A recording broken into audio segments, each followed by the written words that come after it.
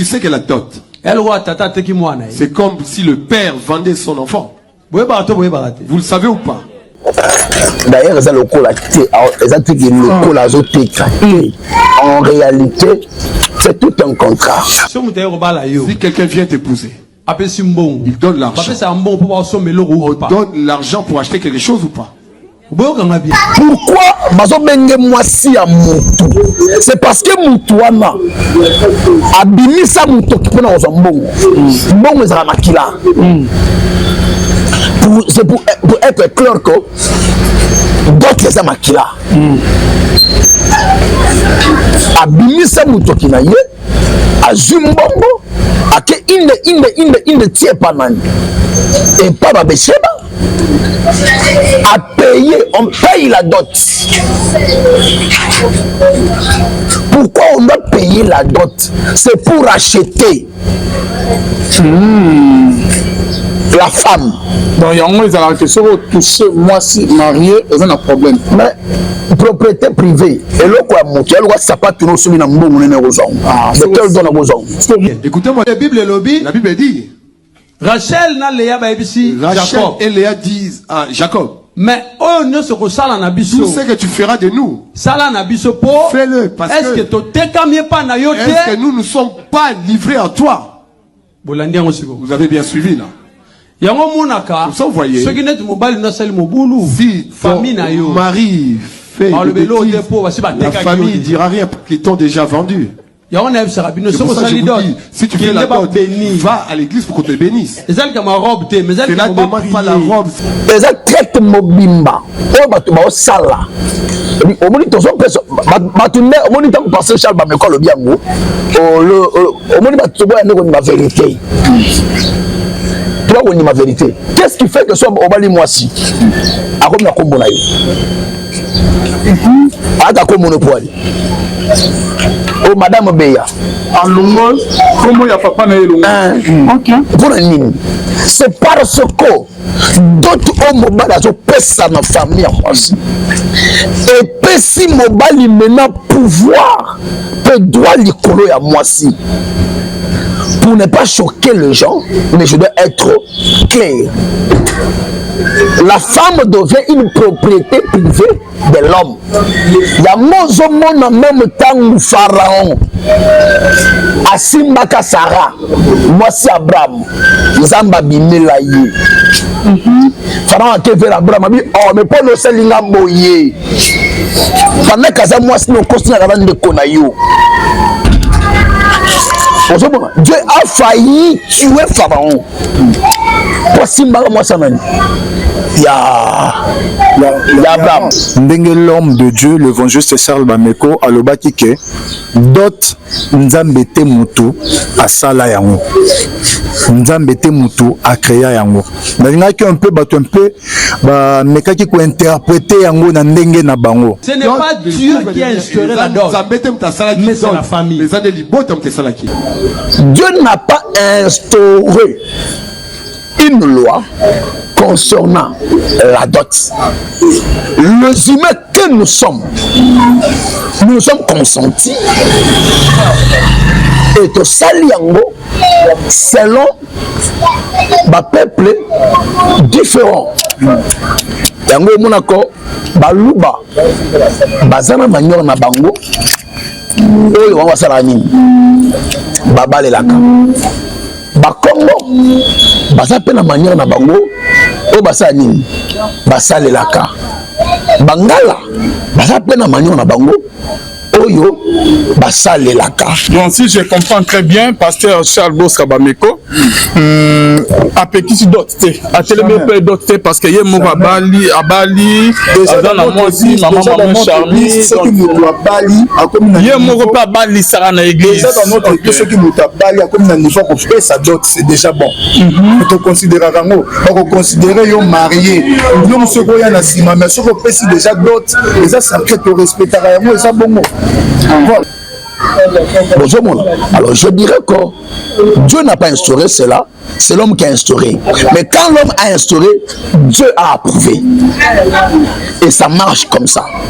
Quand Dieu a approuvé, une fois que l'homme respecte ce que les autres hommes avaient mis comme en accord et que Dieu a approuvé, d'office est commis soumis. Dieu n'a jamais demandé la dot à Ebiangote. Sur ce, Dieu n'a jamais imposé un peuple le prix de la dot. Et ça l'a gâté. De Genèse à Apocalypse, il y a aussi comme on a imposé peuple que dot. Il y a moi si pour la libala eza oui. Et ça ici comme côté. Vous comprenez? Sur ce, il y a une lumière qui s'ouvre ici. Si Dieu n'a pas demandé, si Dieu n'a pas imposé, cela prouve que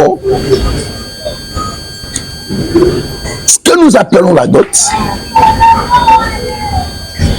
n'est pas biblique. Alors pourquoi beaucoup de pasteurs s'acharnent à pasteur Charles Boss Kaba Meko? Parce que baza na connaissance te papa Alvin. Bible lobby, mon peuple périt par manque de connaissance. Baza na connaissance te. So baza ki na connaissance, banga ki ba comprendre makambo baza kolobela. Mais loko le lekeli bango. Bon mona ke baza na connaissance wana te. Voilà, bonzambe na bonzambe lola ezofuta mananto ya koloba kenzamba boto baye biso soit finalement fazo c'est biso elongo na pasteur Fezamisi à la bouche autorisée de l'Éternel de Pizérique na filomo koya motema ya vivence do depuis Londres pe na maman Gisèle Lokelo motema papa Emmanuel na Boston maman mami munga depuis la suite de lola amono pe amona maman Steve Chika motema papa lui mayala na Ottawa ma petite sœur Sarah yoka motema papa Cédric Lolendo depuis Québec, na pesi binombo esika bozola na biso bonzambe na bonzambe lola ezofuta simana to ya koloba kenzamba boto baye les sous voilà vous tous qui nous suivez de partout bozola na biso bozali connecté le loto bosolola nini to mona ba vidéo ba pasteur rebelé ba lobé di kamandot to on peu kolobé là on a na papa lelo l'homme de Dieu, pasteur Charles Boss Kaba Meko, à l'obéla Kiango, tout le monde peut, il a un peu mal compris. Na ba misus to moni pe vasilo malobeli kamadot ba pasteur moi ebele ba lobeli kamadot ko yo na ville à Kinshasa ba porte to mo bana ba sem ebele. Qu'est-ce qui se passe qu'il y a un groupe de gens de ba pasteurs au pe ke bango pe ba bimina lolenge na bango bazo lobela pe dot na ba façon na bango est-ce que d'autres les bibliques d'autres tourner reçoit les solo dans na ba pasteur au balobi papa Charles ba pasteur nan bazaza ebele kwa tomé ko beta masolo na émission na biso parce que kotali sa église corps de Christ parmi basa na nzambe ba vrai bazali ba faux bazali ezali na ba vrai oyo entre autres ba pasteur Charles ba nan bani OK bazali pe mal compris na ba pasteur musu na bobuti kolanda élément ya pasteur Charles Boss Kaba Meko oyo ya lobeli sur la dot tozana pasteur David tozali na l'homme de Dieu les pasteurs bienvenue frère bienvenue bien tozana eto mi un peu kolobela na poko lelo tobuti kolanda élément ya pasteur Charles Boss Kaba Meko oyo ya lobeli pe sur la dot na pas pasteur non David Mbote pasteur David Mbote na Mameko bazola na de partout Mbote papa Levin Mbote na l'homme de Dieu bienvenue bien Mukwaya Wakapinga vraiment que j'aime beaucoup Mbote na bana nzambe nyonso partout Isika Bozali Mbote na maman Naomi Ngangwa merci. Merci beaucoup Papa Alvin. Mbote na balandi nyonso ya la voix céleste. Mbote na Koluto Nangai, l'homme de Dieu, Papa pasteur David Mputu. Mbote na babako nyonso de partout dans le monde, babako ke Belgique, babako ko ya Suisse kala mingité, babako ko ya République démocratique du Congo Kinshasa, babako il y a Paris, vue et prospérité, Nabino Tozali. Awa, on remet un peu pour rectifier. Jusqu'à présent, Nakati, il y a communauté, la bonne sémence transmise. Et il n'y a pas encore de pasteur consacré. Donc, Ezala Nabostra, il y a Kinshasa, Ezala Nabostra, il y a Paris, Ezala Nabostra, il y a Belgique. Jusque-là, pasteur consacré, on n'a pas de pasteur, il n'y a qu'un seul pasteur qui est notre père, l'évangéliste Charles Bameko. Avec le temps, tango kokoka, il aura la consacration de pasteur, mais jusque-là, biso tout osa, frère. Nabao bazar na Kinshasa, nabao bazar na Belgique, nabao bazar na Paris, biso tout osa, frère, et puis par respect, beaucoup bien biso papa, so moni papa au dérange, bien gara frère et role kanango, madame. Alors, Nzamba Pambolabino, on est là. Merci beaucoup, bienvenue Biano. Toi, on n'est pas pasteur David, toi pas papa, bienvenue. Pas pasteur David, c'est mieux. Élément auto Hollanda, papa pasteur David Alania Ngopé, dans Poussé. Vivant sur Hollanda, il y a un autre élément, il y a pasteur Charles Bosca Bamekona au Makamo Salama. Actualité, ils ont le Bamana Église coordinatrice. Tous non mécanisme avant que tu n'aies pas pasteur David OEP Voilà, merci beaucoup Papa Alvin pour nous accorder la parole. Il y a nos modérateurs et émission. Nanlinga qui bande pas Papa David parce que droit de naissance exégéra, mais le gros bandit dans un problème exact. Alors par rapport à sujet Oyo sur la dot. Et loko Oyo est créé dans nous mois makelele na réseaux sociaux. Ezali ndenge l'homme de Dieu, l'évangéliste Charles Bameko, alobaki ke dot nzambete mutu asala yango. Nzambete mutu a créé yango. Nalingaki un peu mekaki ko interpréter yango na ndenge na bango. L'homme de Dieu tozo non moi sima, l'évangéliste Charles Bameko aza marié. Il y a les lotés, il y a depuis longtemps. Ceux qui battent bazana posa ya koluka baye baba kota sur YouTube babeta mariage à pasteur Charles Bameko baromona. Abala officiellement à l'anda pena procédure ya mariage ndenge zalara. Église, l'État peut coutume à sala yango. Alors, la personne oyo a respecta étape ya mariage. Ndenge nini yakokoma contre lisusu mariage. Voilà, ebimi lokola ye azali contre dot. Okay. Et c'est pratiquement impossible mutu oyo a respecter ba norme pe a respecter ba étape à mariage comme sous contre to pe ennemi à mariage. Impossible. Parce que pasteur Charles Bameko a payé sa dot. Alors, et logo batu ba comprendre te ezali tango ya lobby que dot nzambete mutakreya ba famille de mutakreya. Soki a lobby bongo. Soki a lobby bongo. L'homme de Dieu, ce qui a lobby bongo, a lobby te que non, azali contre d'autres, tu peux encourager Batouba vivre dans la fornication. Non. Mais aligné kaka ko soulever vérité oyo Batouba lo baranase, mais il y a eu courage à lo bango likolo. Parce que na makambo était le bananzambe, ezali ba côté musu c'est ça dans logique, mais ba prédicateur balinga ko lobela yango te pour na par rapport à la compréhension ya batu misusu ba oto benga ba bébé spirituel et koki kozala libaku pona bango na bato ba réagir négativement par rapport à point de vue à l'homme de Dieu baza ba bébé spirituel ba comprendre non yo bananzambete mais logiquement parlant et bibliquement parlant l'homme de Dieu azali nae na likambo moko te na bita vona zone sa malobe pas pour lutu David na romenke pe na sembola moi mukie soko zongi na Bible. Likambu ya dot et betama na Bible. Ezali na kati ya Bible. Et il y a plusieurs dots. Na l'église na biso bate ya biso kaka dot ya libala. Mais laissez-moi vous dire Papa Alvin, na kati ya Bible, so parcourir Exode, ba robetela yo li solo ya dot ya fiançailles ezalara. Mais wana balobelaka ngo penda te. Dot à fiançailles et il y aura plus lorsque ezana ba sanction. C'est-à-dire on appelle cet exemple. Et ça, dans verset moko na Bible précisément dans Exode. Bazo lobela ba sanction. Na mutu oyo akokene soki mwana mobali akei ko séduire une vierge. Abimi na vierge wana a séduire ye. Et ça na sanction o ba pesa.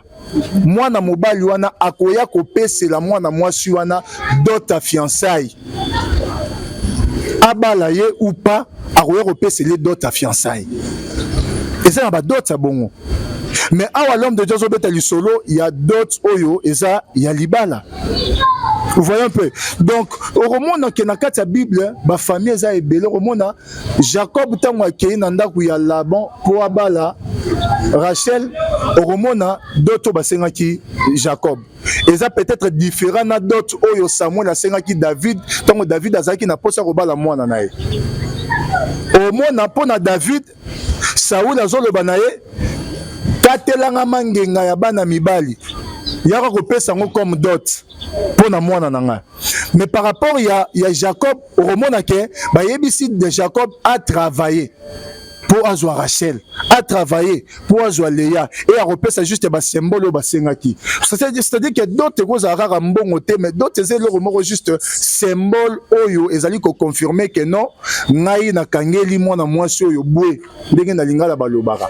Mais ezali ba coutume moko boye ba tunde ba yeko créer yango après ba Noé, après ba ni romona ke batunde ba ye ko créer yango. Donc d'autres ezali eloko oyo famille de mutu et sali yango et soki batu balingi to reprouvant bibliquement.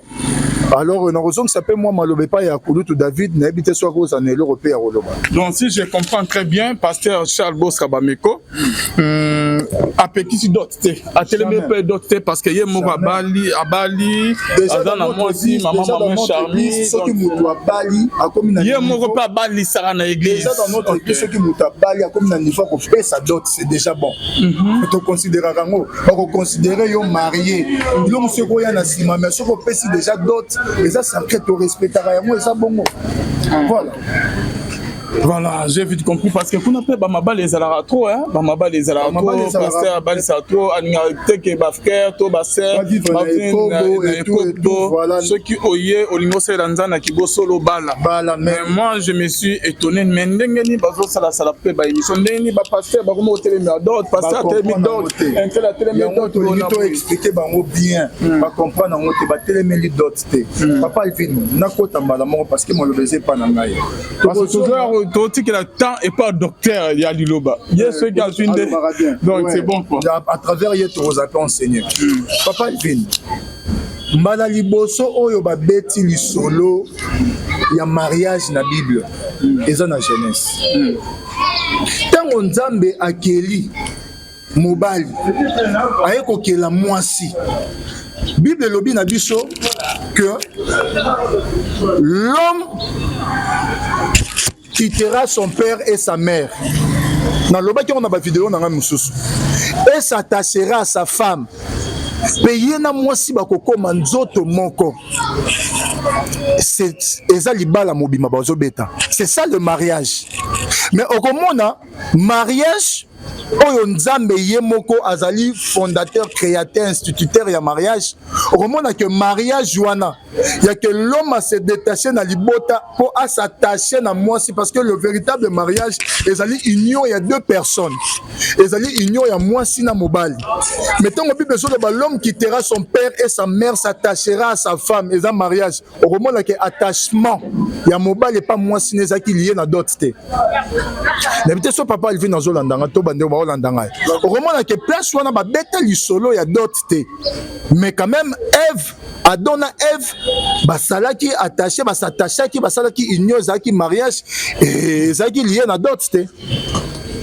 Donc pour vous dire que mutu oyo Nzambe tonga bandi masolo ya libala d'autres zalaki te. Et au fil de temps batu ba famille nde ba ko créer sikoyo ba dot nde yeroya après. Mais bibliquement parlant tant Nzambe zo sangsa Adam na Ève aucune place dans la Bible zo talisa ke Nzambe sangsa ki Adam na Ève et puis ayebisa ki Adam pese la Ève dot. Non, to pe bo sangani na bango wana zaki lié na dot. Non. Dans la Bible. Aucune place côté on les a mentionné.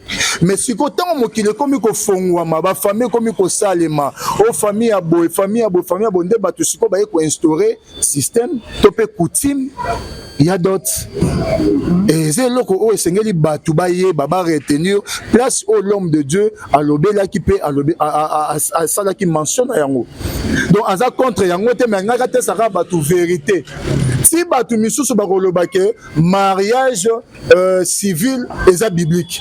Tokola la peto la muki batu misusu bakolobake mariage civil eza biblique. Donc ne que donc mariage civil. Mais nyo so na eza ba biloko batu basali. Ba instrument nzamba accepter en nzambe asala mariage nzambe atikala ko sala mariage civil te asala mariage coutumier te. On doit comprendre. Donc, au monde que par ignorance. Donc, des jeunesses n'apocalypse, nous avons dit que le Seigneur est obligé à repayer sa dot. Ezali qu'il est instauré, voilà. Eza o ba famille en fait, ba famille mokili basali et puis nous avons appuyé ngo. Je repère cet exemple, la phrase Joana. Lorsque Jacob a travaillé 7 ans pour Rachel, a comme une souka, a Rachel, là-bas, selon notre coutume, on se comprend, parce que d'autres c'est coutume. Selon notre coutume, moi na yasuka topele ki akoki ko bala te liboso ya yaya. Donc coutume na biso sengaka yaya akei libala pongo le ki aye na sima. Jacob azaki nani? L'homme de Dieu. Mettons balobeli coutume. N'est-ce pas qu'elle avait respecté? A respecté qui? Donc coutume eza bilo remonte respectaka, eza raté que diabolique sinon to le baké d'autres pesa diabolique. Donc c'est un peu ça c'est que ngana koki ko lobela par rapport ya marambo etali dot na rozong ça malobe pas ya pasteur David. Merci beaucoup ndeko bienvenue bien. Je crois bien que bandeko bazo comprendre. Merci na bino nyonso bozo landa biso na pesi moté. Évangile écoute toujours combattu mais jamais abattu.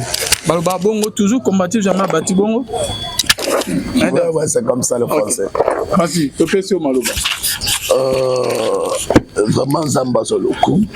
J'espère que Papa Bienvenu a véhiculé très bien na analyse naïe sur la dot. En fait, s'il faut parler de la dot comme une problématique aujourd'hui dans le corps du Christ, au col, il y a ceux-là qui acceptent que la dot elle est biblique et autres qui n'acceptent pas que la dot n'est pas biblique. Revenons selon les Écritures dans Genèse. Quand Dieu créa, vous allez remarquer qu'il y avait un jardin. Dans ce jardin, il n'y avait pas l'homme. Et c'est le 6e jour que Dieu créa l'homme. Et créa aussi la femme. Vous allez remarquer une chose. Dieu va dire ceci. Il n'est pas bon que l'homme soit seul. C'est-à-dire que la femme accompagnera l'homme durant toute sa vie. C'est comme ça que Ève a été créée comme complément de l'homme. Mais le vrai problème n'est pas ici, parce que plusieurs personnes posent la question. Et si Kanini, Adam, Apiaka, d'autres, il y a Ève. Ici, c'était la création, le commencement de toutes choses. Il n'y avait pas un père biologique, il n'y avait pas une mère biologique. Ceux qui nous ont précédés, comme nos premiers parents, ni Adam, ni Ève, c'était logique que d'autres exaltés. Dans la suite du temps, vous allez remarquer Caïn, après avoir tué son frère Abel, le chrétien nous dit, il alla séjournant dans le pays des Nodes. C'est là où Caïn va se marier. La dot est-il biblique ou pas? J'arrive. Dieu dit ceci. L'homme quittera sa famille, s'attachera à sa femme et deviendront en seule chair. C'est ici où il y a à boire et à manger. L'homme doit quitter pour s'attacher à la femme. C'est-à-dire que l'homme quittera, la femme aussi quittera. Mais comment est-ce que la femme quittera? La femme quittera sa famille si et seulement si l'homme va vers ce parent ou sa famille leur demander leur fille comme sa conjointe. Et Nebisika Oyo, moi ça l'on pas bango, aïe pas mobile. Mais na kata ko senga, moi si, pour allons na famille, à comment et pas ya mobile, et senga que l'on moko, et zanini. À quelque senga, il faut pas payer, c'est-à-dire il faut pas négocier. Exactement. Na kata ko négocier, il y a un contrat. Exactement. Contrat on est animi. Na ça a besoin moi na bino pour akoma moi sinanga to sala na vie. Et ba kolo moi si ba oyebisa mobali. Ko po ozwa moi na biso ko mayayo et sengeli na yo opesa biso ndika. Et sengeli na yo opesa biso elamba. Soko pesi biso elamba. Nde tozumwana topesi yo ye. Vous comprenez? Mobala okende pas nzambe te. Okende et pas ya ba parents ya mwasi. Pesa masolo ça les marara entre batu. Voilà. Alors tango okende pas ba parents ya mwasi. Nde ba parents na tour na bango. Ba oyebisa mobali. To sengi yo boye pour ozwa mwana na biso. Nde awa question, la dot est-elle biblique ou non? Quelque part je dirais oui, quelque part je dirais non. Pourquoi je dirais oui et pourquoi je dirais non? Je dirais non, pourquoi? Parce que Dieu n'a jamais demandé la dot à Ebiangote. Sur ce, Dieu n'a jamais imposé à un peuple le prix de la dot. Et ça l'a gâté. De Genèse à Apocalypse, il y a un ainsi comme Dieu a imposé au peuple que dot, il y a moi si pour la libala eza boyi. Eza ici comme mon côté. Vous comprenez? Sur ce, il y a une lumière qui s'ouvre ici. Si Dieu n'a pas demandé, si Dieu n'a pas imposé, cela prouve que ce que nous appelons la dot n'est pas biblique. Alors, ni nena le bela awa. Tant Nzamba keli mokili na ya keli batu. Vous allez remarquer qu'au peuple le Roma belé, babito tonga tour de Babel.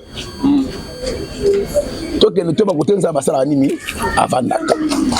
Na kata kotonga Dieu remarqua que batoyo so na tiki bango ini baya koma awa. To sali, to panza bango, to kabola bango. C'est comme ça ba pensa ka édifice wana ba bien autour de Babel. Na kata ko koya ya peuple. C'est de là, selon les Écritures, que Minogue Komaka est belé.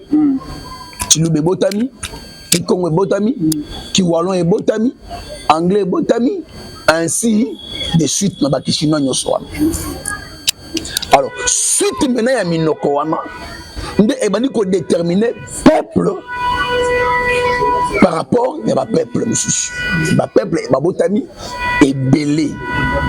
Na kata kobotama ebele, c'est là maintenant chaque peuple betotanga na histoire sous la civilisation d'un peuple qui veut dire la manière de vivre d'un peuple.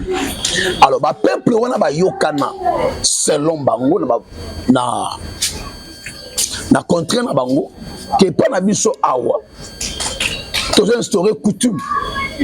C'est-à-dire, pour mutu aya abala, et pas na biso, akoya na mungwa, akoya na mafuta, akoya na ntaba, akoya na boye, Pau, Congo, ainsi de suite. C'est comme ça, na ba peuple au bas de la nzela mai. Bango plus basenga ba boatu. bablo mo bongo ba peuple o bazala ki plus banzela ngambo ba bilanga bana ko senga ba Congo et autres. Alors et bana ko évoluer bongo. C'est pour dire quoi? Le peuple se sont consentis et se sont dit pour mabe ezo ascension te tokotia mobeko boye concernant le mariage. Mutu akoya te kambala moko azu mwana biso se nini akena ye po azwa ye akende na ye condition na biso yango so même na Bible au monde encore Jacob tant comme pas là-bas tout nié abi a oye ko sala pas o sala ka pona pamba habité na ko sala pendant 7 ans pour ozo moi si Rachel au pesangaye azala moi sina nangai. Le 7 ans qu'il va travailler chez Laban, c'est le 7 ans qu'on appelle le prix ya dot. Voilà. Il y a un remarqué na tongo il y a nuit de noces avec beaucoup de Rachel et ça hier ah pourquoi ça linga boy ngel là-bas même est-ce que par rapport à coutume je me sais boy c'est ici la coutume na biso le biboy to kopé sa cadette avant aîné wala coutume na bango doctrine na bango et le bongo. Alors comme la loi de Dieu parle sur le péché, dans le domaine, il y a biso batu, comment ils sont autorisés fornication. C'est quand un homme va vers une femme, après ça il écoute à te, abimi na ye, ba bengi le sous la fornication. C'est un péché. Pourquoi dire que la note elle est biblique? C'est parce que dans le stade Oyo, au Monaco, Moutou Oya Bali, c'est-à-dire après c'est le droit de la d'office, soit à Zou moi si, pourquoi? Parce que quelque part, vous allez remarquer que à Salaki, où il famille Sengaga Sanini, à Sal, lorsqu'il a fait ça, et exemple, Teyembala Moko, dans l'infraction, Wana. Par là, je dirais que Dieu n'a pas instauré une loi concernant la dot. Les humains que nous sommes consentis et au Saliango selon ba peuple différent. Yango monako baluba bazana manyor na bango oyo wa wasala nini babalelaka bakongo bazape na manière na bango o basala nini basalelaka bangala bazape na manière na bango oyo basalelaka. C'est comme ça au fur et à mesure que ba année zo poussana mikolozo mata ne ego c'est mais que l'homme dans son évolution pour qu'elle sera ba symbole, c'est-à-dire que moi mungwa, moi makasu, moi soso, moi tabac et bongo kala. Mais l'homme dans son évolution, l'élo, n'a le concept à mon kili, badon senga, ba groupe électrogène, ba TV plasma, ba chaînette, ba machine à coudre. Pendant que dans la coutume, ba blokwana et zalakati. Avec qui dit coutume dit bokoko. C'est l'homme bokoko biloko ne zalakati. Mais parce que ce sont les parents qui ont demandé. Pour Nassima Mabe Kotate, l'homme est censé de respecter la volonté de parents concernant leurs demandes. C'est ainsi qu'il va se battre. Si Sougassani Azwa Yango, Apesa Yango. Bonjour. Alors je dirais que Dieu n'a pas instauré cela, c'est l'homme qui a instauré. Mais quand l'homme a instauré, Dieu a approuvé. Et ça marche comme ça. Quand Dieu a approuvé, une fois que l'homme nous respecte, ce que les autres hommes avaient mis comme en accord, et que Dieu a approuvé, d'office est commis et commis li sous nous. Yango na ko pengler l'homme. Vous savez remarquer une chose. Coutume yakala, surtout biso abantu, et ça là penser que ceux qui mobile abali mwasi, pour mwasi wana, ba pesele ni tabac. Na bien biso abantu. Pour ba pesele ni tabac. Fallait moi faire à la Vierge. Ceux qui moi c'est la Vierge, bah après c'est le tabac. C'était comme ça là. Bah nous un tabac pendant honneur ya maman. Que maman oyo a beaucoup de moi l'année bien. Ainsi de suite pendant qu'on remercie yé, ndé wana ko place un tabac wana. Mais le lot vous allez remarquer que ce n'est plus le cas. Ce n'est plus le cas. Le lot, et ça les micro, tellement que mouton comme le cochon, c'est ainsi maintenant, abimi na katu ya carré wana. Et amima kambo na ndenge na ye. Merci beaucoup.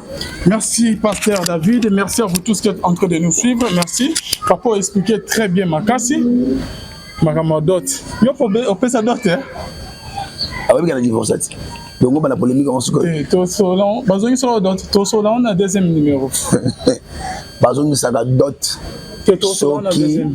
Moi, ça a quitté. Parce que yo, peut se dot 3 fois. Combien? 3 fois. Na bien.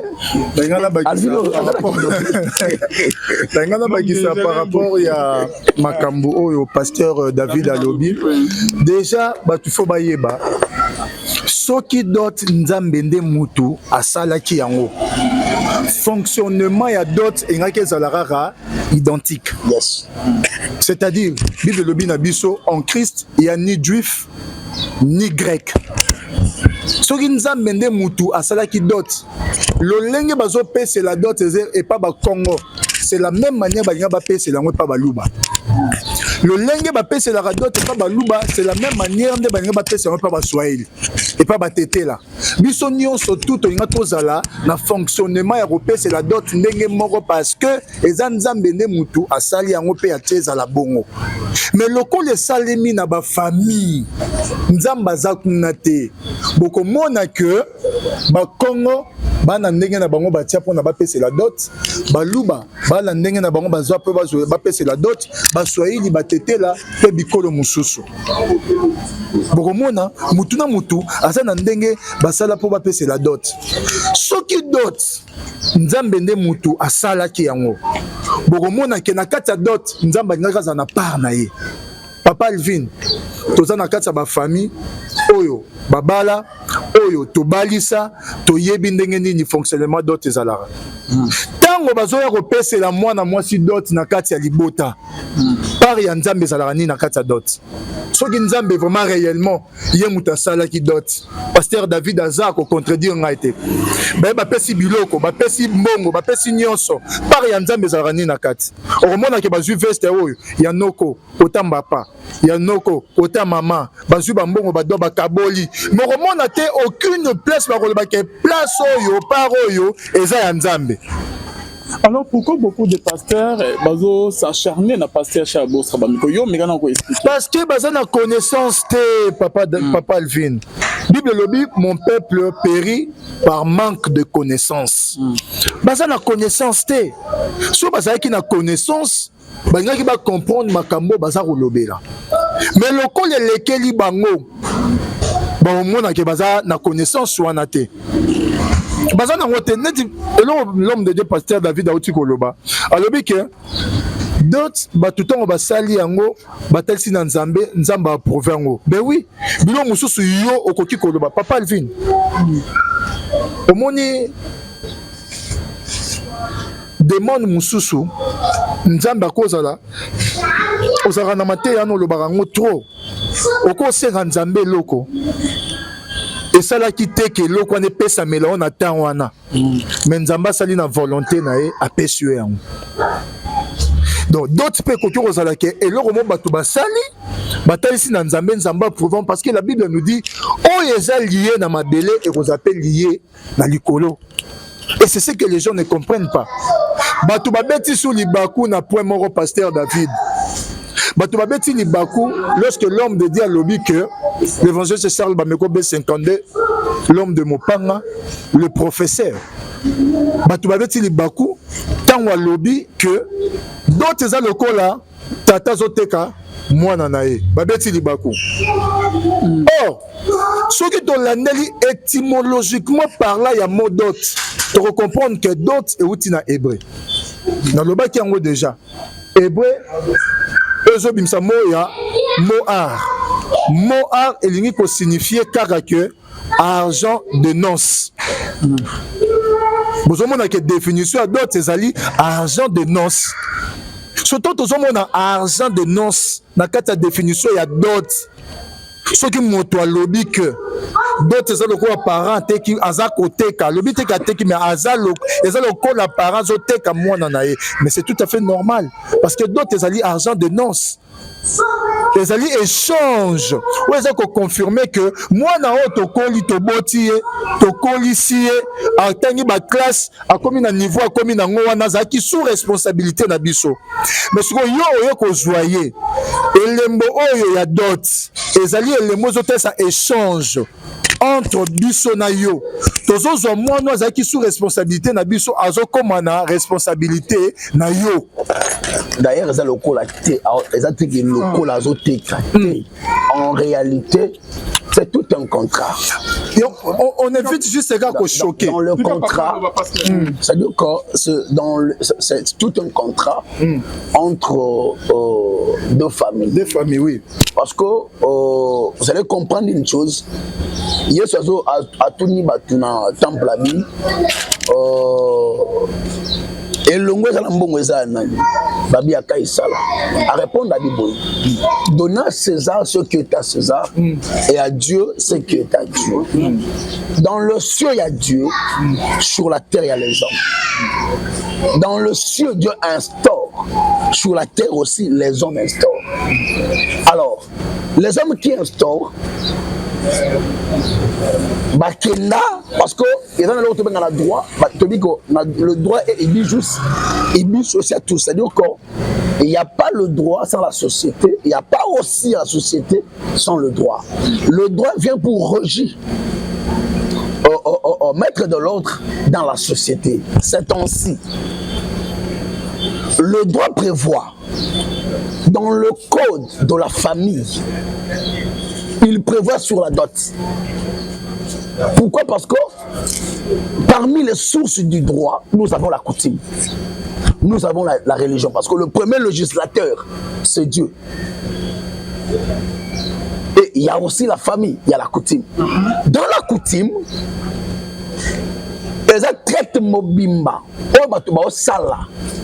Au moment où on passe Charles Bameko le biango, au moment où ma vérité. Tu vois, on dit ma vérité. Qu'est-ce qui fait que soit au bali moi si? A comme la combo naï.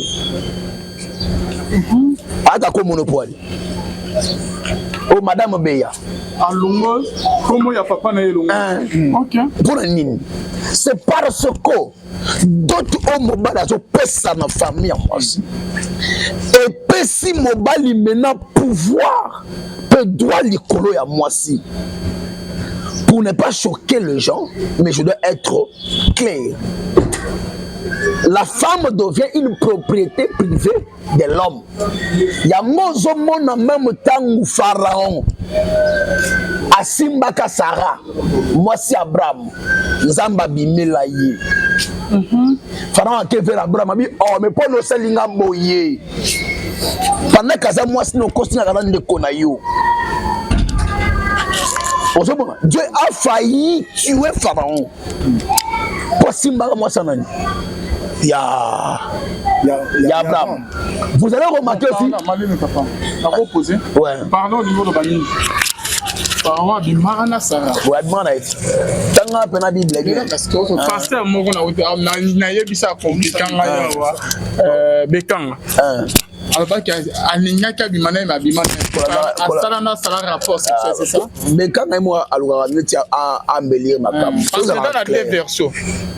Et dans la deux personnes.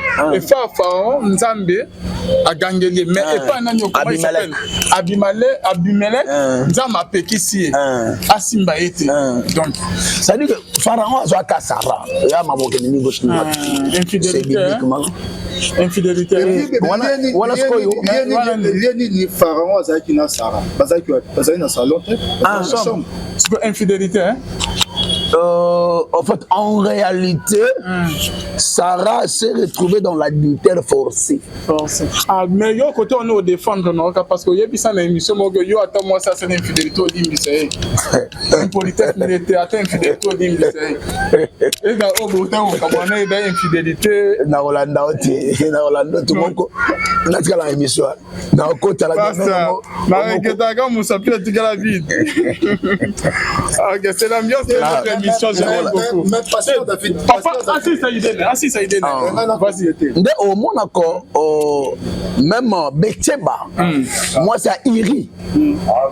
Tangu David a bimi na ye. Nzamba tinda Nathan et pas David pour lui dire ceci. Lokola zu mwasi ya Iri, yebise na oboma ye. Yewe kota na ndako na ye. Vous comprenez? Et David fut frappé à cause de l'acte. Vous comprenez?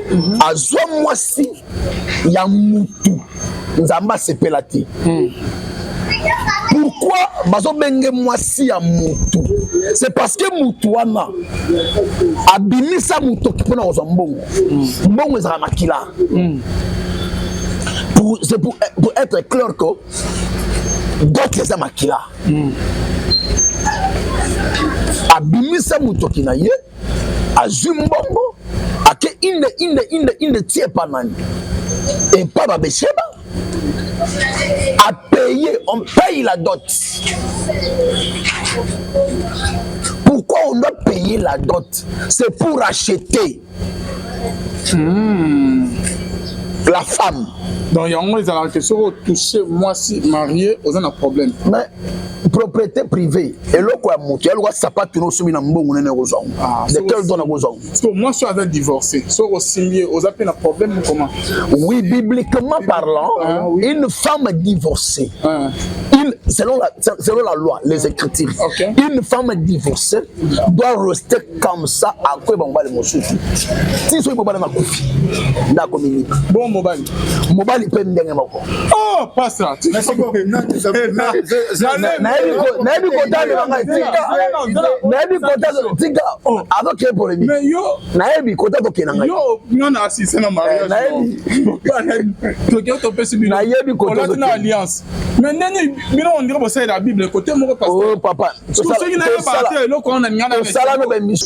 L'homme de Dieu, l'évangéliste Charles Bameko, alobaki ke dot nzambe te mutu asala yango. Nzambe te mutu a créé yango. Nalingaki un peu mekaki ko interpréter yango na ndenge na bango. L'homme de Dieu to son nom moi sima, l'évangéliste Charles Bameko aza marié. Il y a il y a depuis longtemps. Ceux qui bato bazana posa ya koluka baye baba kota sur YouTube babeta mariage à pasteur Charles Bameko baromona. Abala officiellement à l'anda pena procédure ya mariage ndenge zalara. Église, l'État peut coutume à sala yango. Alors, la personne oyo a respecta ba étape ya mariage. Ndenge nini yakokoma contre lisusu mariage. Ah ebiminet ke ye voilà, ebimi lokola ye azali contre dot. OK. Et c'est pratiquement impossible mutu oyo a respecter ba norme pe a respecter ba étape à mariage comme sous contre to pe ennemi à mariage impossible. Parce que pasteur Charles Bameko a payé sa dot. Alors, et logo batu ba comprendre te ezali tango ya lobby que dot nzambe te muta créa ba famille de muta créa. Soki a lobby bongo. Soki a lobby bongo. L'homme de Dieu, ce qui a lobby bongo, a lobby te que non, azali contre d'autres, tu peux encourager Batouba vivre dans la fornication. Non. Mais aligné kaka ko soulever vérité oyo Batouba lobaranase, mais il y a eu courage à rolobango likolo.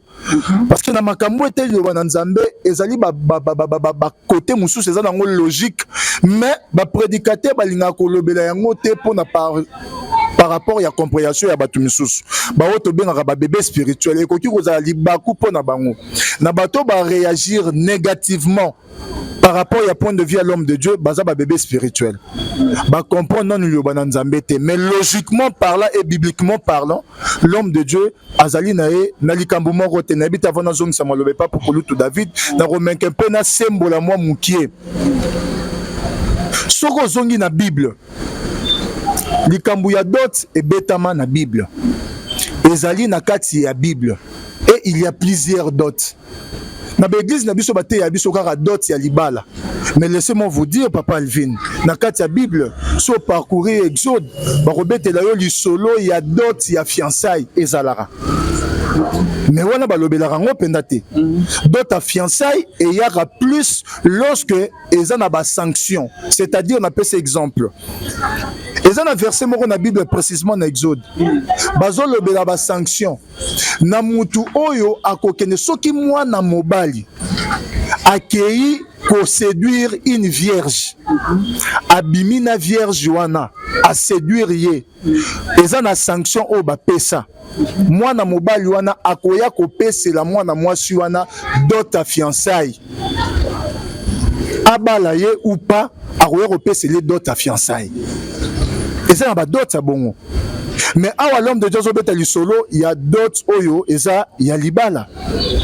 Vous voyez un peu. Donc, au moment où on a la Bible, ma famille est belle. Au moment où Jacob il y a Laban, pour Abala, Rachel, au moment où d'autres qui Jacob. Et ça peut être différent d'autres oyo Samuel a qui David, tant que David a qui n'a pas ça robala moi nanae.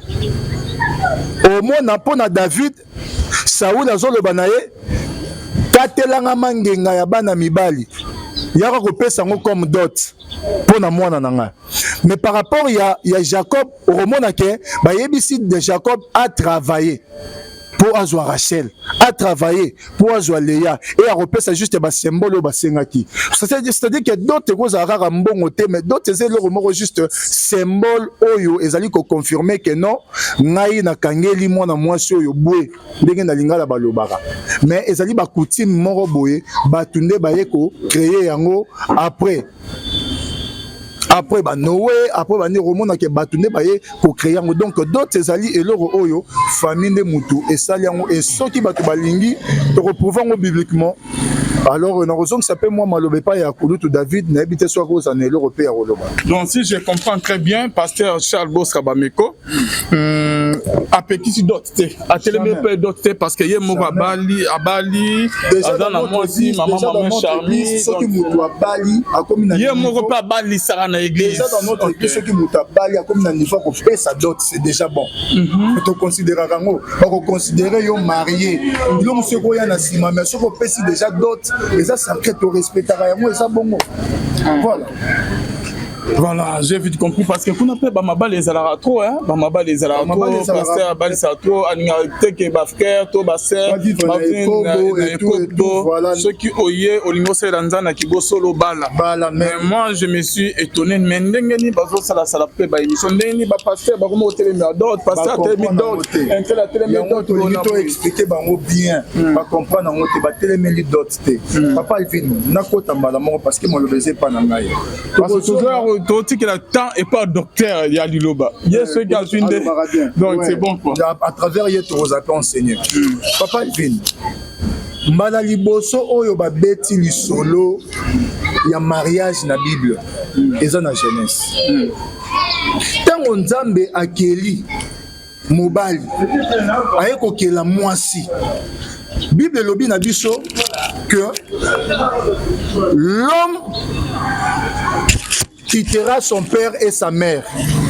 Dans le bas qui on a une vidéo et s'attachera à sa femme. Payer na mwasi bakoko manzoto moko. C'est ça le mariage. Mais au commun, mariage, oyo nzambe ye moko azali fondateur, créateur, instituteur ya mariage. Au commun, que mariage wana, il y a que l'homme a se détaché na libota pour s'attacher na mwasi parce que le véritable mariage, ezali union, il y a deux personnes. Ezali union, il y a mwasi na mobali. Mettons au besoin de l'homme quittera son père et sa mère s'attachera à sa femme. Et un mariage. Au moment où il y a attachement, il y a mobile et pas mwasi qui lié na d'autres. N'habitez son papa il vit dans Zolandanga, to bande au Landanga. Au moment où il y a place où on a bête li solo il y a d'autres. Mais quand même Ève Adam na Ève basalaki attaché basatachaki basalaki union zaki mariage et zaki lié na d'autres. Donc pour vous dire que mutu oyo nzambe tonga bandi masolo ya libala d'autres ezala quitté et au fil de temps batu ba famille nde ba ko créer sikoyo ba dot nde yeroya après. Mais bibliquement parlant tant nzamba zo sangisa Adam na Ève aucune place dans la Bible zo talisa ke nzamba sangisa ki Adam na Ève et puis ayebisa ki Adam pese la Ève dot non to pe bo sangani na bango wana zaki lié na dot non. Dans la Bible, aucune place côté on les a mentionné. Mais si côté on mokile comme ko fongwama ba famille comme ko salema, o famille abo nde batu siko ba ko instaurer système topé coutume il y a d'autres. Et c'est loko o esengeli batu ba ye baba retenir place au l'homme de Dieu à l'obéla qui peut à ça qui mentionne yango. Donc aza contre yango te mais ngaka te saka batu vérité. Si batu misusu ba kolobake mariage civil eza biblique. Donc on a la paix to la muki batu misusu ba komo kolobake mariage civil eza biblique. Donc le que donc mariage civil. Mais nyo so na eza ba biloko batu basali. Ba instrument nzamba accepter en nzambe asala mariage nzambe atikala ko sala mariage civil te asala mariage coutumier te. On doit comprendre. Donc, au monde que par ignorance. Donc, des jeunesses n'apocalypse, nous avons dit que le Seigneur est obligé à repayer sa dot. Ezali qu'il est instauré. Voilà. Eza oyo ba famille en fait, ba famille mokili basali et puis nous avons appuyé ngo. Na repère cet exemple mo na lobe la phrase wana. Lorsque Jacob a travaillé 7 ans pour Rachel. A comme na souka aye azwa Rachel là-bas zoyebisaye selon notre coutume. On se comprend parce que d'autres c'est coutume. Abi selon notre coutume. Moi na ya souka topele ki akoki ko bala te liboso ya yaya. Donc coutume na biso sengaka yaya akei libala pongo le ki aye na sima. Jacob azaki nani? L'homme de Dieu. Mettons balobeli coutume. N'est-ce pas qu'elle avait respecté a respecté qui? Donc coutume eza biloko moto respectaka eza raté que diabolique sinon to le baké d'autres pesa diabolique. Donc c'est un peu ça c'est que ngana koki ko lobela par rapport ya marambo etali dot na raison que ça malobé pas ya pasteur David. On qui marié, on a divorcé ou tu ko alliance. Yo mo na longola na otiki. Longola avec on a qui marié. Yo go aider. Yo na France. On est en France. Papa nani? On est en France na madame na France. To kuta meto. Oyebi ke anga lugo makango. Ate, koko tsana ba bino wana te. Koko tsana te. Moi j'ai beaucoup de respect. Na ko salir. Donc on a la terrain wana parce que na clair na émission. OK, malé. Na loba boy. To discuter te. Na yakani. Nengo sala polémique dans makambo. Bon ça va aussi c'est émission. Donc yo ngoko on a la polémique. Polémique te na toute question. Yo mo obimisi verset. On dit que moi si ceux qui vous allez marier, vous allez divorcer. Ceux qui que mobile na profiter au s'engager te. Demain fait que na mobile au s'engager te. Yo obali, au pesina dot. Petit na papi profit na pesi moto. Famille bazawana to pesi dot. OK, au suki pe wana te. Ko ozala na OK ti na commune na ipto so za bobango ko mukanda ou comment. au latina alliance après que ta bokabwa na moi sinayo au buto olonga alliance moi c'est que kuna abote lui na moi beaucoup kana ya mobali avant moi na kuna na France bokabwa ni parce que question na ngezandeni mino ba pasteur botika osana église nzambe bongo mona neti ke nzambe moninga na bino masana bino ozote ya biso sona ye ba histoire na ote toninga to lekisana biso ya ngo yo saleli bible ta pharisiens faites ce qu'ils vous disent mais ne faites pas ce qu'ils font aussi la réponse yo kamalende olembe oza kisani yesu azoloba ke peuple bazo honorer nga na minoko na bango mais ndema na bango eza musika na ngo osa eloba nzambe te très cher fidèle téléspectateur internaute na minute au pasteur maman kuna toyebi vie azo menete parce que nazali kuna témoin te mais pasteur kotoyo ada na mwasi fiancé mususu a s'engager kana mingi tazo ba parce que na lilobo a out ko yebi maman non ami que je salue au PCP singoto oui bien très bien une femme vertueuse il y a libosa za vertueuse parce que tu as fini avec ta question mon pasteur ya Congo ba mema biso a out ko pesa verset ayeba ki te ke ngana yebi ke abala lata alliance bo ba na yao ezali abango la alliance parce que azoni ngapekisa ba misus côté ya ba misus ba pasteur bazo sa la bible partout sur bazo sa la ye moko divorcé pona azela mwasi na kufa priya ta ke nzambe zo molimo mwasi na ba posa nzoto eleki mwasi akufita ke ozo mwasi mususu na omi bazoni ngape abongisi déjà d'autres ezali sumte tu as fini conséquenté papa tika bino bozo so les opes na kana ko mama mozo ça na satan za contre bino zo monsieur OK papa Alvin loba te papa Alvin mara moi des até loba OK je vais répondre oui dit que émission oyebi nini loba mbala moko c'est là oui dit que émission maintenant je vais éclaircir le chose éclaircir vas-y concernant mon mariage loba mbala tu as posé des questions que je dois répondre non tu as posé des questions que je dois répondre papa maman laisse utiliser la dictature verbale tu me laisses répondre tu as posé des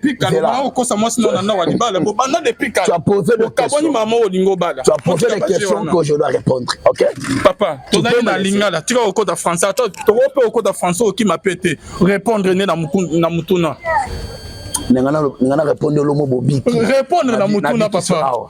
Répondre na mutuna. Mais tu vas répondre. Mais la question répondre mais ma question. OK, vas-y. Il a posé une question que je dois répondre. Oui, nous sommes face à la diversité à peuple.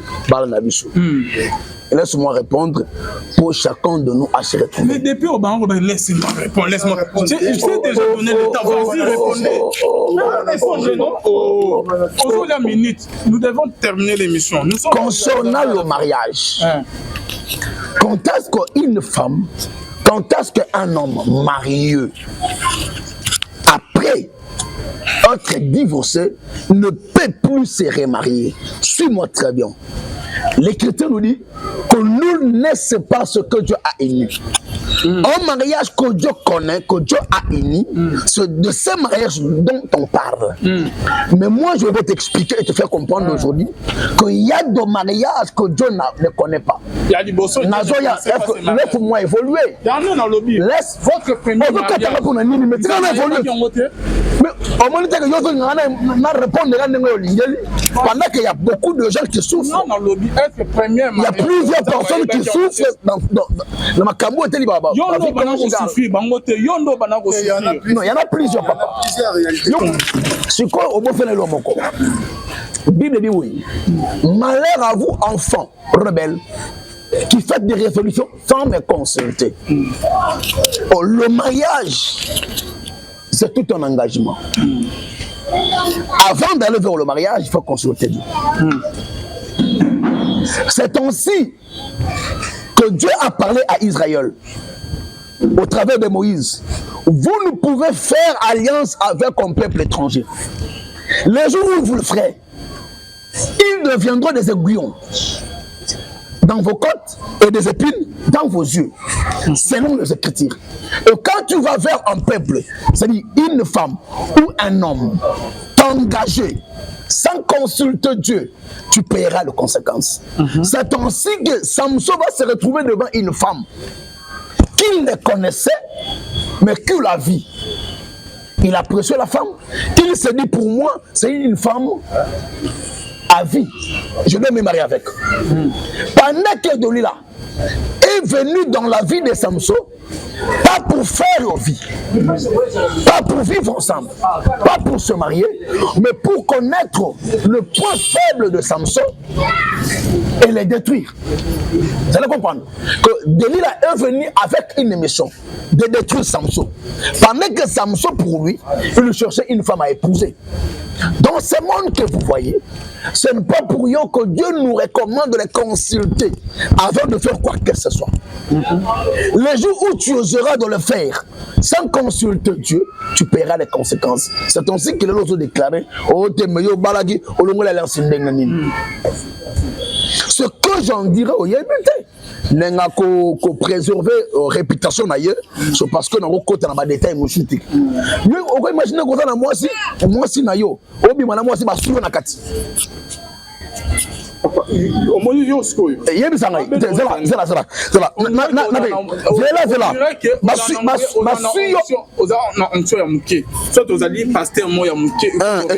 Expliquez.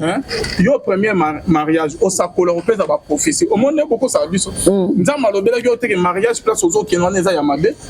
C'est là plus que tous à la cabane, tout Samuel est allé dans la maison d'Isaïe. Dieu lui a dit, va oindre pour moi dans cette famille-là l'un que j'ai choisi comme fils.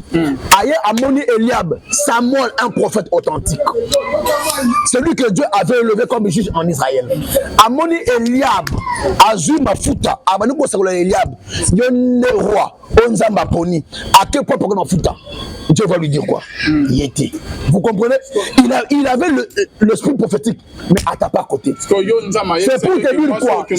dire quoi? C'est pour te dire quoi? Étant humain, parfois nous sommes animés par des sentiments. Nous les humains, parfois tu vas rendre c'est-à-dire que nous sommes humains, nous commettons des erreurs. Nous sommes humains, nous sommes faillibles. Nous sommes humains, nous avons des défauts, nous avons des faiblesses, d'une manière ou d'une autre. Ce n'est pas pour rien Zambati Kalan Zambé à Kalabiso Bongo. Et dans rapport à chaque photo, tout un truc qui ne m'avait pas naïe. Tu reconnais Galan Zambé. Ce qui nous a passé la mission au Coca. Nous avons assemblé la Zate. Nous avons boumé la Zate. Ce qu'on passe, Bando Bazolanda, Bisso, question à Souka. Tout ça, on dit que j'ai mon compte. De Patrick, ailleurs, on a une consultation prophétique, non consultation. Zambé, papa, Zamba Lobelingani, pour sa colipona, Zamba Lobo, c'est la directive. Mais comme nous moto papa, au kutana mwana mwasi moboy.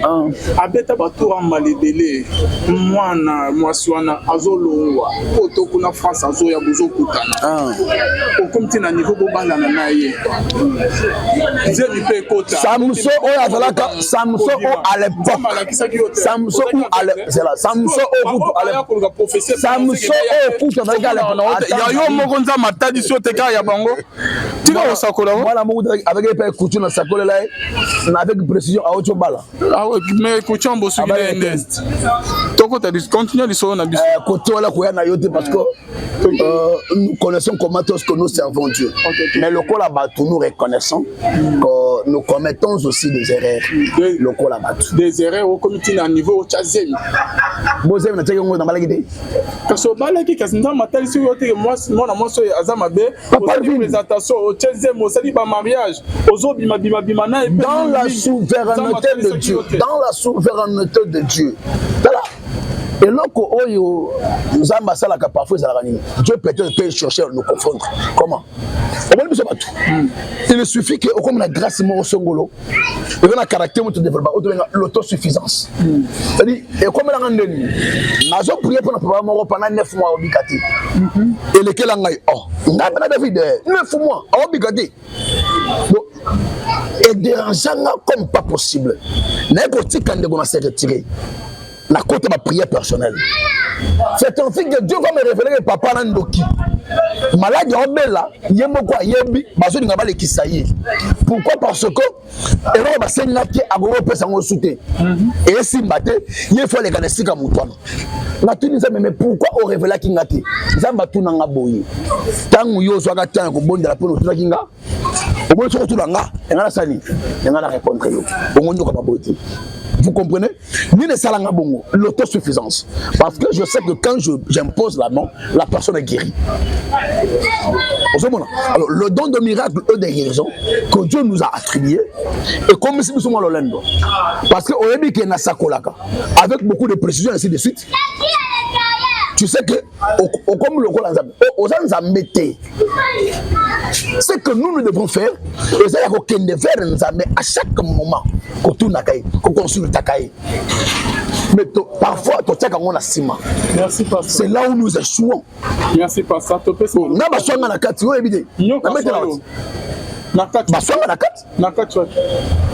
Mais moi si nangati tozo bimana ye basunga nakati yandaku nakati ndaku te yo pe oza mediati nazo bimana moi si basunga nakati bona nyoka tonene na yebi te ko na tuna ikasini le songa nakati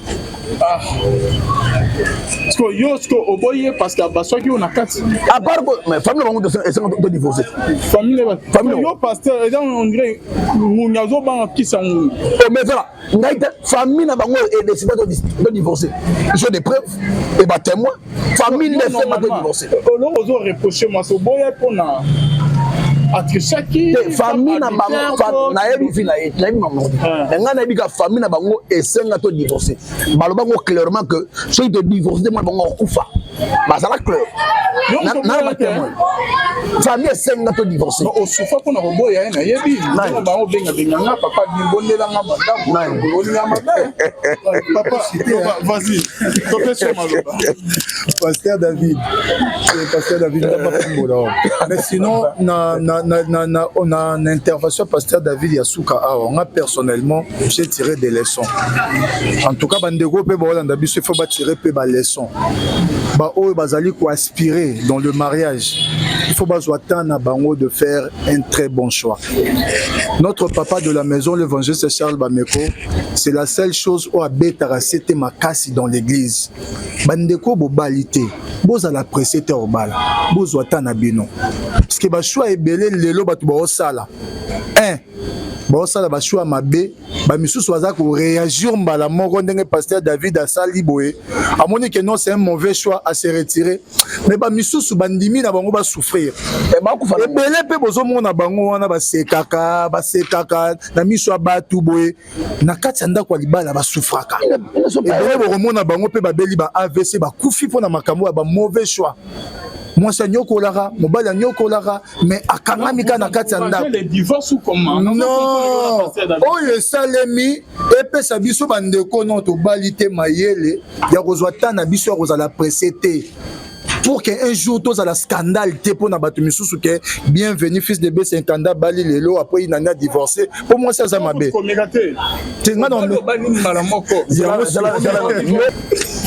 donc tu soutenir tes divorces et tout mais tous aura mayele de faire un très bon choix au moni lelo même basali nzambe papa il vient autre tout na papa David question moro a tourner mais yo mo sali nzambe si oké ko linga obali boboti nzambe yebisa ko elorote mais to moni ngona ka prophète Samuel nzambe yebisa prophète Samuel qui est nanda kwa Isaïe na désigner mutu moko comme roi mais ton prophète Samuel a commis on a battu mususu akutaki liboso ye moko azoba certainement c'est celui que l'Éternel désigne roi mais il était libanda ya mi balé soso libanda mi santu libanda donc okoza la mosako li mais osali pe bere nzamba zotala oza na va que un jour que o là ça déjà que so o bali o divorcer pourquoi on a bana na divorcer pour na za dans attendre nga déjà bon nazo soit déjà temps nazo observer et puis nga na yebi mutu na bala c'est la fin de notre émission on appelle ça programme église tous les abakouk de partout dans le monde programme général et dans le programme il y a Bostra Paris et dans le programme il y a Bostra Kinshasa Topuyara le jour moko horaire les andenge moko sauf qu'il y a Belgique na rozonga je crois c'est quelque chose à jeudi mais na rozonga pour na pesa lisusu avec papa Alvin programme il y a Bostra Belgique nzamba pambola bandeko nyonso à Bruxelles à chaque fois tous ara na ba moment intercession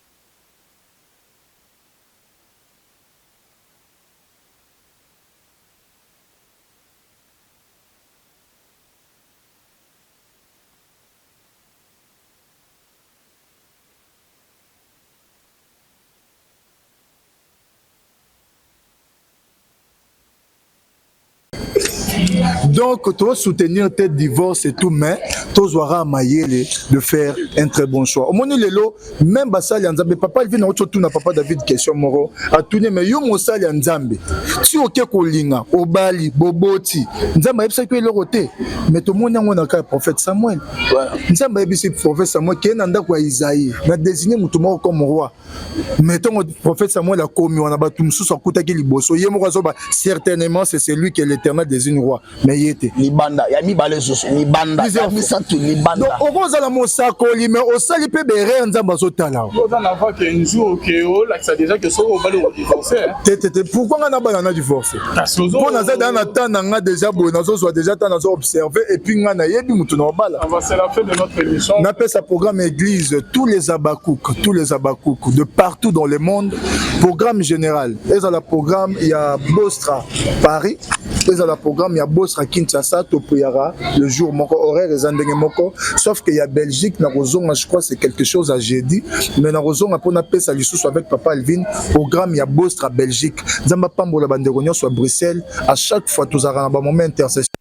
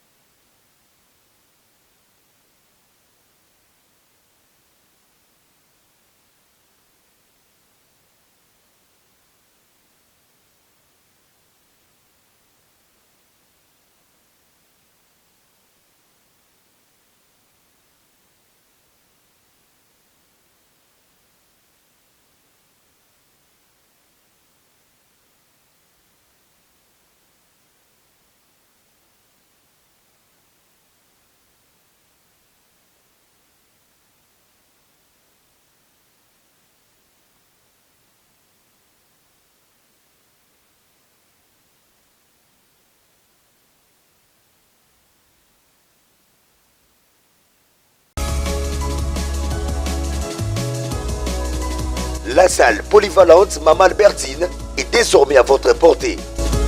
Votre nouveau cadre idéal pour vos événements avec une capacité de 200 personnes est là. Vos fêtes de mariage, vos collations de grades académiques, vos anniversaires, vos réunions politiques, réunions de famille ou d'église, voici où organiser ces événements dans des conditions optimales. nos services, le protocole, la sécurité, le parking, le DJ, la chambre pour les mariés, le service d'achat boissons, décoration et autres services traiteurs. Chez nous, nous vous assurons également une salle de sport avec une séance de 3 fois par semaine, le tout pour un abonnement à un prix très abordable.